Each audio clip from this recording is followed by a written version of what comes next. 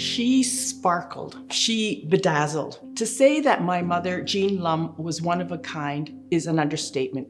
She was renowned as a champion of dynamic energy who fought for gender and ethnic equality and advocated for self-representation of Chinese Canadians. She was the go-to person and interpreter of Chinese thoughts, feelings, and needs, bridging that space, that huge space that existed at that time between Chinese Canadians and the community outside of Chinatown. Where did it all begin? She was born into a close-knit family with 12 siblings. And at that time, it was really very rare because the ratio of Chinese men to women was 10-1. Now, my grandfather, Jean's father, arrived in 1899. And a few years later, he was one of the few Chinese men at the time who was able to bring over his wife, my grandmother. So again, having this family in 1919, when my mother was born, eventually having 12 brothers and sisters was a rare occurrence. Life for any Chinese living in the sleepy town of Nanaimo, BC, where my mother was born, or any other place in Canada was challenging. In BC alone, there were over 100 anti-Chinese policies and laws that barred, segregated, and restricted the Chinese in Canada. It was Jean's humble beginnings and her sense of feeling outside the circle of Canadian life that paved the way for her future as a woman of many firsts. My mother had 11 children in Canada, and I'm number 6 of the family of 12. I got put into grade 4, and then I skipped, and I got into grade 6, and then next thing you know, I was 12 years old. And as much as I loved going to school, there was a change in the family plan. One of my sisters got married, and it was during the Depression, and my father thought that I should leave school and go to work. Chinese family, of course. As father said, the boys need the education because they have to make a living to look after their family. Girls get married, and their husbands would have to look after you. So therefore, education to the girl is not as important as the boys. When I was told to quit school, I cried. And my father said to my mother, I didn't know Jean was going to take it so hard. So my father came in and talked to me. He said, Jean, I know it's very hard on you, but you don't worry. After school, you can learn from your brother's homework. For the Chinese school, I'll teach you at home. And I learned more from him in Chinese than my brothers and sisters did. We lived in a Chinatown area where we don't see anybody else except Chinese people. That we weren't allowed almost to go downtown where the white people were. I had to go to a segregated school, which I was not happy at all. So I think in those days, I felt I was out there, looking in on the playground, that I feel that I'm not in there. So there seemed to be a circle that's keeping me out. And I said, I wish one day that I would be inside the circle instead of being out here. I said, maybe if I had blonde hair and a different, my face could be a little more white, I could go to those schools, and I only wish that once, that I wasn't from my father and my mother's family, that I had blonde hair. But just for that once little while, I felt that, wouldn't it be nice if I was a blonde and I can go to these schools and be inside the circle instead of outside the circle. At age 16, during the Great Depression in the 30s, Jean was sent by her parents to work for her married sister in Toronto. And when Jean arrived in Toronto, there was such a small Chinese community, only about 2,000. Chinatown was located downtown in what was called St. John's Ward, or the Ward. A few women and only a dozen or so families made up a disproportionately male population, the result of the head taxes that discouraged Chinese immigration from 1885 until 1923, and the subsequent exclusionary law that outright banned Chinese immigrants from 1923 until 1947. The ratio of men to women was 18-1. And for someone from a huge, loving family, Jean was dismayed by the absence of family life. Her wedding to my father, Doyle Lumb, a few years later in 1939, resulted in the loss of her citizenship, another example of Canada's harsh laws. Even though she was born in Canada, she had to take on her husband's official status. And because my father was born in China, he was classified as alien.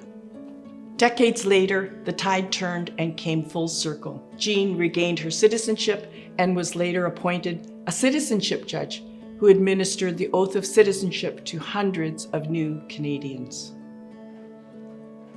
World War II was a really huge turning point in Chinese-Canadian history.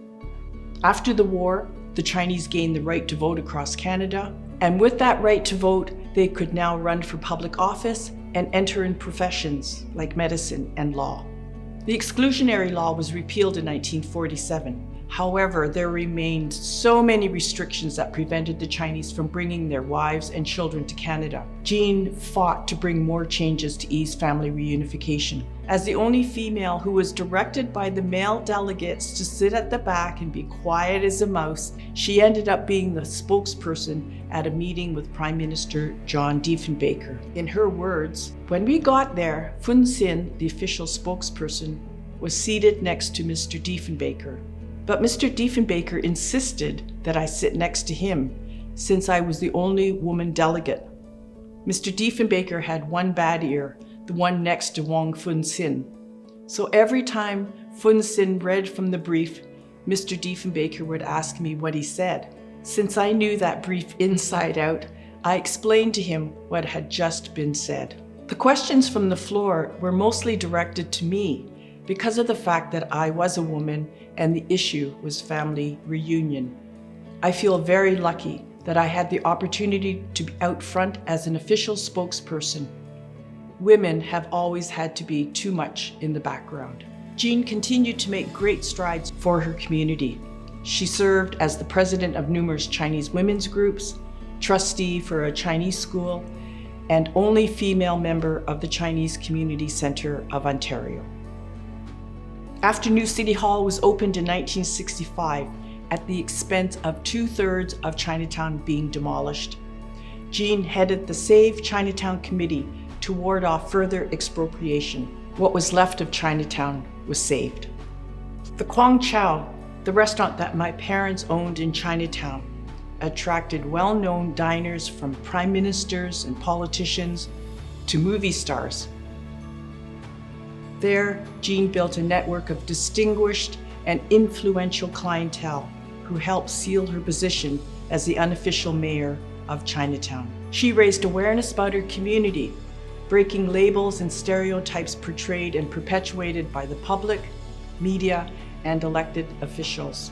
The once marginalized Chinatown became a popular destination rather than an area to avoid. This banquet at the Kwang Chow restaurant was attended by Mayor Nathan Phillips, Prime Minister John Diefenbaker, learning how to use chopsticks, and Member of Parliament Roland Michener, later appointed the Governor General of Canada. As another way to introduce Chinese culture to the larger community, Jean established a Chinese dance troupe. Performances around the city and across Canada culminated in a command performance for Queen Elizabeth II on the occasion of Canada's centennial celebration on Parliament Hill in 1967. So as if running a restaurant, raising 6 children, and managing a dance troupe were not enough.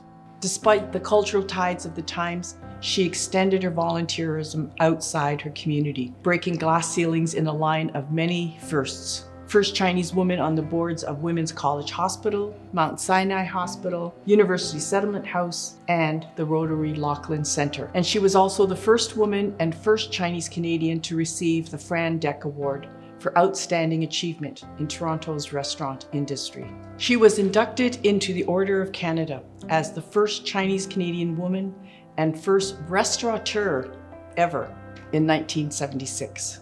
After decades of tireless pioneering, my mother died in 2002 at the age of 82.